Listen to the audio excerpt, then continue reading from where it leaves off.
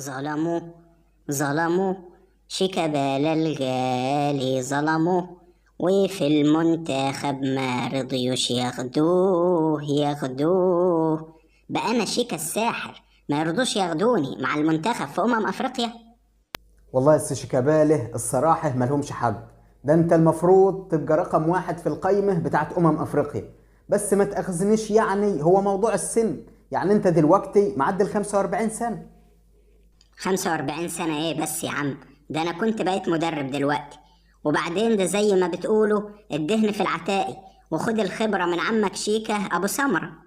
يا عم دهن ايه وعتاج ايه؟ هو انا واقف مع واحد فرارجي؟ وبعدين يا ريت جت عليك انت بس، ده لا خدوا لا جفشه ولا ياسر ابراهيم ولا حسين الشحات، ده كان ناقص ما ياخدوش محمد صلاح. ليه ونسيت رمضان صبحي وعبد الله السعيد؟ ده خلى عبد الله السعيد يرجع من الاعتزال الدولي، وبعدين ضحك عليه ومرضيش ياخدوا المنتخب. مش عارف والله انا السيشيكا روي فيكتوريا ده، يعني ده مدرب كرة قدم ولا بتاع بطاطا؟ لا، والمشكلة طالع يقول لك ان انا ما وعدتش الجماهير بان انا اعمل حاجة في البطولة دي. يا عم هي الحكاية كوسة، واللي له واسطة في المنتخب هو اللي بيروح. طب احمد فتوح شوف بقاله قد ايه مش بيلعب في الزمالك، وبرضه خدوا معاه في القايمة.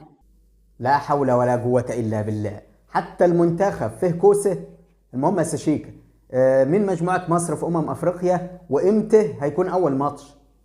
المجموعة التانية يا سيدي مع غانا وموزمبيق وكاب فيردي، واول ماتش ان شاء الله هيبقى يوم 14/1 مع موزمبيق. طب الحمد لله ان السنغال مش معانا، دول كانوا هيبجلشونه زي المرة اللي عدت.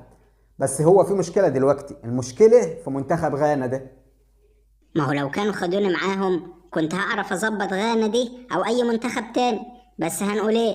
هندعي لهم طبعا، يا رب يتهزموا ويطلعوا من الدور الاول. لا سيشيك، ما يبقاش قلبك اسود كده، انت ادعي وقول يا رب يطلعوا من الدور الثاني.